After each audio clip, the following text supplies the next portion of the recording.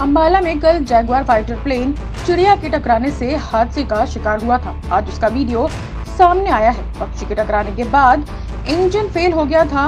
ये सब कुछ आप वीडियो में साफ साफ देख सकते हैं। इंजन फेल हुआ, उसके बाद पायलट ने अंबाला के एक मोहल्ले में ईंधन टैंक को गिरा दिया, जिसके बाद भयानक आग लग गई।